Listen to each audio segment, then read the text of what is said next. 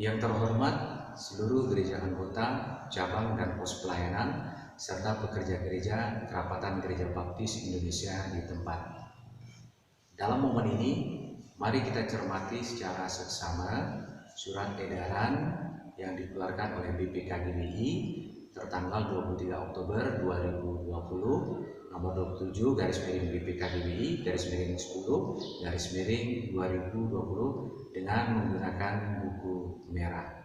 Setelah kita mencermati secara seksama dengan menggunakan buku merah, maka ditemukan bahwa BPKGBI mengambil keputusan bertentangan dengan AD/ART KGBI.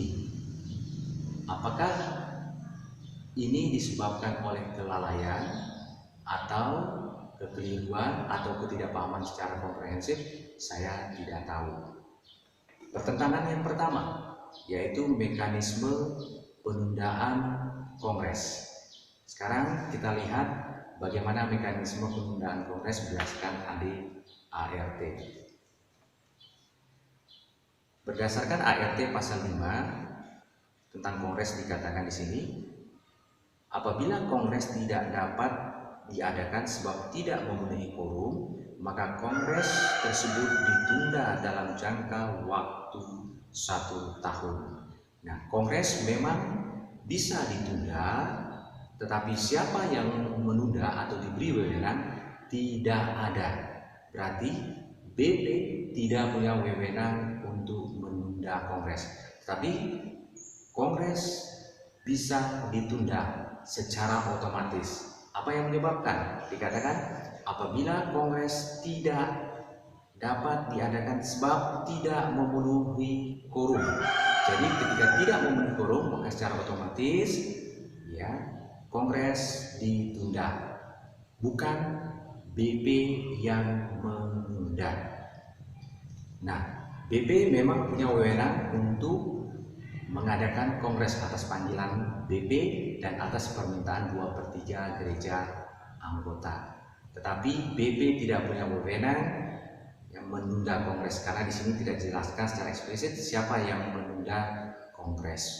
Nah, jikapun BP diberi wewenang untuk menunda kongres, maka mekanisme yang diambil oleh BP itu adalah salah atau bertentangan dengan buku merah. Harusnya mekanisme yang diambil oleh BP dalam menunda kongres, yang pertama, kongres tetap dilanjutkan. Tiba hari hanya ternyata tidak quorum, maka secara otomatis kongres ditunda. Yang kedua, mekanismenya yaitu jauh hari sebelum hari H kongres, 2/3 gereja, 2/3 gereja mengirim 2/3 gereja lebih mengirimkan surat pernyataan resmi bahwa gereja anggota tidak dapat menghadiri kongres karena situasi pandemik. Jadi secara otomatis maka kongres ditunda. Atau yang kedua itu inisiatif dari BP KGBI untuk menyurati atau mengkonfirmasi kepastian kehadiran gereja anggota, seluruh gereja anggota, bahwa menyampaikan ini ada pandemi, apakah hadir atau tidak. Kalau mereka menjawab tidak hadir, memberi surat pernyataan resmi, maka secara otomatis kongres ditunda. Jadi bukan berdasarkan asumsi dan bukan berdasarkan sepihak oleh BPKGBI. Jadi kalau penundaan ini, jika BPKGBI berwenang, ini adalah sepihak oleh BPKGBI. Harusnya menyurati atau punya inisiatif untuk bertanya langsung atau meminta kepastian konfirmasi kehadiran mereka, yaitu gereja anggota. Pertentangan yang kedua yaitu di bagian dikatakan di sini, apakah BP, BPO, BPK bubar? Apa kata AD dan ART KGBI? Apakah dibubarkan? Apa dasar AD, ART? Siapa yang membubarkan dan bertanggung jawab? Memang di bagian ini benar ya bahwa BP, BPO dan BPK KGBI tidak dapat dibubarkan. Tidak ada dasar yang dapat membubarkan BP, BPO, BPK KGBI. Tetapi ini pemahaman belum komprehensif. Tapi jangan lupa kita lihat di dalam anggaran dasar pasal 9 dikatakan ya ayat 3, badan pengurus dipilih oleh Kongres untuk masa kerja 5 tahun. Kemudian pasal 10 BPO, badan pertimbangan organisasi dipilih Kongres untuk masa kerja 5 tahun. Kemudian pasal 11 ayat 2, badan pemas keuangan dipilih Kongres untuk masa kerja 5 tahun. Jadi BPO, BPK, kemudian BP, KGBI tidak dapat dibubarkan.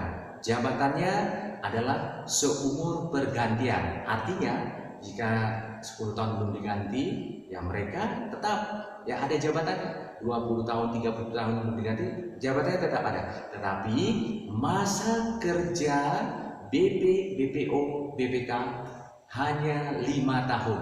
Dikatakan di sini masa kerja 5 tahun, berarti terbatas. Ya, masa kerja 5 tahun. Lewat dari 5 tahun tidak bisa bekerja karena dibatasi, buku merah yang membatasi. Ditanya kembali, apa dasar mereka bekerja? Kalau sudah lewat 5 tahun, tidak ada dasarnya. Jadi mereka tidak bisa bekerja, ada jabatan tapi tidak bisa bekerja. Artinya posisi BP, BPO, KGBI, BPK, KGBI saat ini jika masa kerja sudah habis adalah antara ada dan tiada. Antara ada dan tiada, ada jabatannya tetapi tidak ada kerjanya, artinya tidak bisa kerja karena masa kerja 5 tahun. Jadi antara ada dan tiada. Apakah BP, BPO, BPK hanya mau jabatan saja, tidak mau kerja? Pasti tidak. Pasti mereka juga mau kerja. Tetapi posisi mereka saat ini jika sudah habis masa kerjanya, maka antara ada dan tiada. Jadi solusinya bagaimana? Solusinya sebenarnya ada. Ya, solusi yang pertama yaitu mari kita lihat di dalam anggaran dasar pasal 10. Ya, jalan keluarnya ada 2. Yang pertama di pasal 10 ya dikatakan di sini anggaran dasar dalam badan pertimbangan tentang badan pertimbangan organisasi dikatakan di ayat 4, BPO meminta rapat khusus dengan badan pengurus untuk menyelesaikan permasalahan. Selanjutnya jika badan pengurus tidak siap menyelesaikan permasalahan tersebut, permasalahan sebab-sebab sudah 3 kali diperingatkan, maka badan pertimbangan organisasi dapat memberitahukannya kepada seluruh gereja anggota. Jadi kalau masa kerja BP, BPO, BPK belum habis, yang belum dalam 5 tahun, maka harusnya solusinya BPO memanggil BP untuk mengadakan ya rapat khusus yang menyelesaikan permasalahan. Apa masalahnya? Masalahnya ini kongres tidak bisa dilanjutkan karena ada pandemi. Tetapi masa kerja kita akan berakhir. Bagaimana kita mau bekerja kalau kita punya jabatan tapi kita tidak bisa bekerja? Ini masalah. Apa solusinya? Kalau tidak bisa diselesaikan, maka di sini dikatakan maka BPO dapat memberitahukannya kepada seluruh gereja anggota untuk mencari solusinya. Nah, kemudian solusi yang kedua atau jalan keluar yang kedua yaitu kongres tetap diadakan. Ya, kongres tetap diadakan tetapi secara virtual. Kalau masa kerja BP, BPK, BPO sudah habis. Jadi mereka kan tidak bisa kerja lagi. Nah, jadi solusi kedua kongres tetap diadakan, tetapi kongres ini bukan lagi berdasarkan ya panggilan BP karena mereka tidak bisa kerja.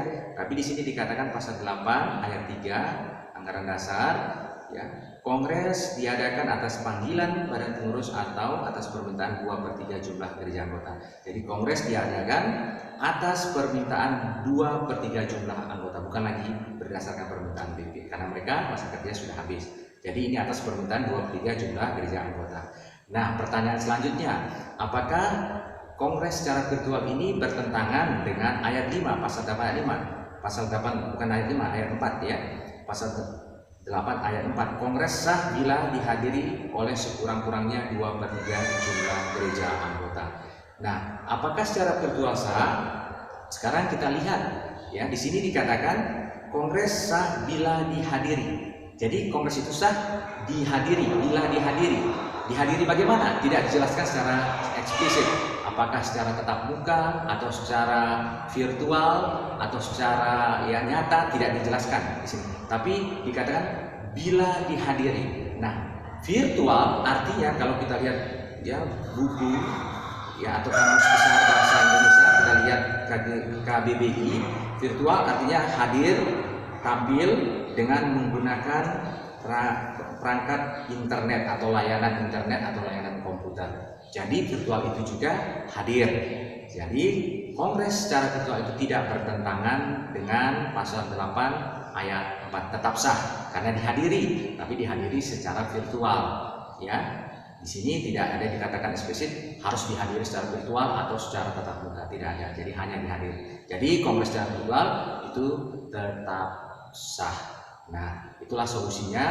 Yang pertama ya, kalau belum habis masa kerja sekarang BP, BPO, BPK adakan rapat ya, BPO memanggil untuk menyelesaikan masalah ini. Dan kemudian kalau memang masa kerja sudah habis, mereka tidak bisa kerja. Bahkan surat ini kalau dibuat setelah masa kerja habis, ini surat ini sebenarnya tidak berlaku ya. Apapun keputusan mereka, mungkin mereka berkatakan di bagian lain ya bahwa sebelum terbentuk pengurus baru, pengurus lama bertanggung jawab. Benar, bertanggung jawab.